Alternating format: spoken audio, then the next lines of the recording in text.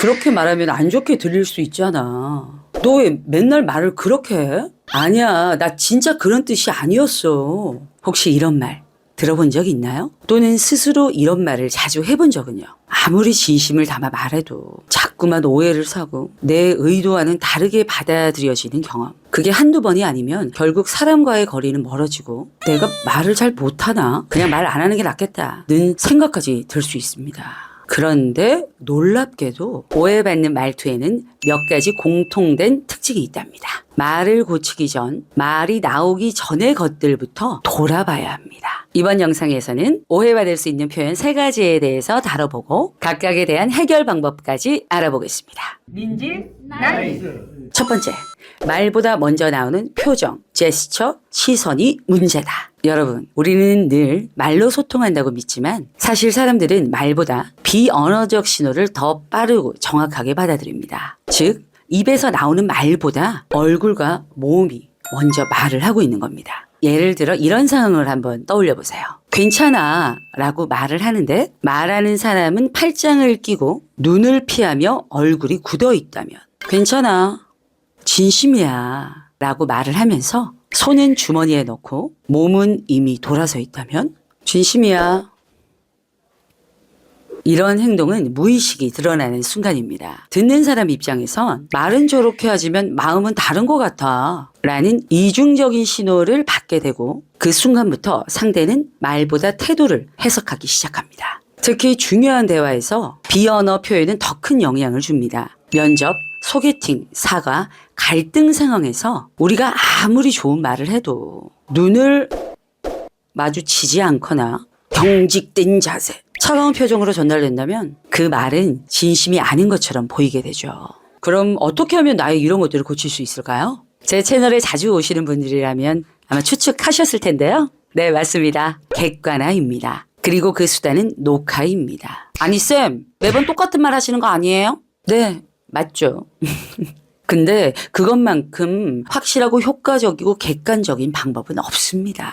아무나 대화할 때 영상을 찍기는 좀 그렇고 친한 친구들과 대화할 때 나의 고민, 그러니까 나 대화할 때 내 모습을 좀 보고 싶어서 그런데 영상 좀 찍어도 될까? 하고 물어본 다음 영상을 찍어 보면서 내가 말하는 자세, 눈동자의 움직임, 손 제스처, 표정을 체크해 보세요. 첫 번째, 내가 말할 때 얼굴은 너무 무표정하지 않은가? 두 번째, 말하는 도중 눈이 자꾸 아래로 향하지는 않는가? 세 번째, 상대의 눈을 바라보되 위압적이지 않게 시선을 나누고 있는가? 네 번째, 팔짱, 다리 꼬기, 손가락 꼼지락 등 불안한 습관은 없는가? 이런 비언어 습관만 조금씩 바꿔도 같은 말이라도 훨씬 부드럽고 진심 있게 전달됩니다.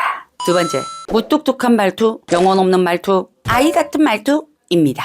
같은 내용을 말해도 어떻게 말하느냐에 따라 그 의미는 완전히 달라집니다. 말의 내용보다 말투와 톤이 상대의 감정에 훨씬 큰 영향을 끼칩니다. 예를 들어 볼까요? 직장에서 상사가 이렇게 지시를 내렸어요. 그때 직원이 다음과 같이 말합니다. 알겠습니다. 아, 네, 알겠어요. 네, 알겠습니다.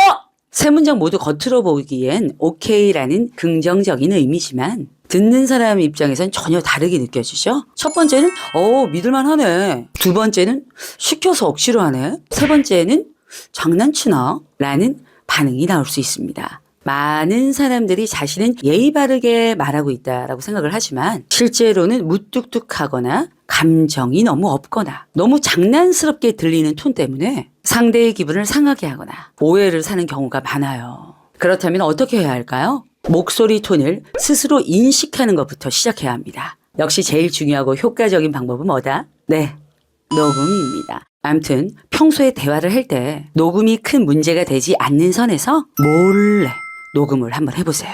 그리고 그 녹음본을 집에 와서 한번 들어보세요. 그럼 진짜 내 목소리가 뭐가 문제인지 큰 문제들은 어지간하면 다 들리실 겁니다. 그리고 그 다음으로는 모방해보세요. 주위에 닮고 싶은 사람들을 떠올려보고 그 사람의 그 톤, 높낮이, 속도 이런 것들을 진짜 그대로 따라 해보세요. 처음엔 당연히 어렵습니다. 왜 무뚝뚝하게 말하던 사람이 오은영 박사님의 말투를 따라하려고 하면 아유 너무 오버하는 거 아니야? 너무 과하지 않나 싶으실 수 있겠지만 제가 뭘 했습니까? 연습을 할 때 150을 해야 실전에서 80, 90이 나옵니다. 아무튼 녹음해보시고 모방해보시는 걸 반복하다 보면 분명히 좋아지고 개선되실 겁니다. 세 번째, 듣고 싶지 않은 말을 쉼없이 미갈식으로 계속 이어간다 입니다. 여러분, 내가 정말 힘든 일이 있어서 친구에게 고민 상담을 하고 있다라고 합시다. 이때 듣는 사람 입장에서 가장 피곤한 말은 결론을 알 수 없는 조언입니다. 특히 마음의 준비가 안 된 사람에게 듣기 싫은 말을 장황하게 한다면 그건 조언이 아니라 정신적 피로를 주는 공격처럼 느껴질 수 있습니다. 우리가 실수하는 포인트는 바로 이겁니다. 나는 진심으로 조언했어 라는 자기 기준만 믿고 상대방의 입장은 고려하지 않은 채 말의 양만 늘려간다는 것. 게다가 결론을 끝에 말하는 방식인 미갈식은 상대가 앞에서부터 긴장하게 만들고 때론 괜히 의심하게도 만들어요. 예를 들어 내가 너 좋아해서 하는 말인데 라고 시작해서 10줄 넘게 말한 후 그래서 너 그만둬야 할 것 같아. 이런 구조는 상대에게 피로함을 남깁니다. 말을 잘하는 사람의 대부분은 첫 번째, 하고 싶은 말을 먼저 짧게 정리하고 두 번째, 상대가 받아들일 준비가 됐는지 눈치를 살핀 후 세 번째, 핵심만 간결하게 던지는 법을 압니다. 솔직히 여러분도 상대방이 말하는 거 정말 진지하게 들으려고 하지 않으면 일부는 솔직히 그냥 한 귀로 흘려버리지 않으신가요? 네, 다른 사람도 마찬가지입니다. 생각보다 여러분의 말에 크게 관심이 없어요. 그러니까 그런 만큼 처음에 빡 하고 두 갈식으로 의견을 던지세요. 좋은 말도 결국 길어지면 잡음이 됩니다. 당신이 좋은 뜻으로 꺼낸 말이 오히려 관계를 멀어지게 하지 않도록 짧게, 분명하게, 그리고 미리 결론을 말하는 습관을 들여보십시오. 인생이 변하는 스피치, 민진, 나이스. 말이 오해받는다는 건 결국 전달이 제대로 되지 않았다는 뜻입니다. 우리는 종종 내가 말했으니까 다 전해졌겠지 라고 착각하죠. 하지만 상대는 내 마음까지 읽어주지 않아요.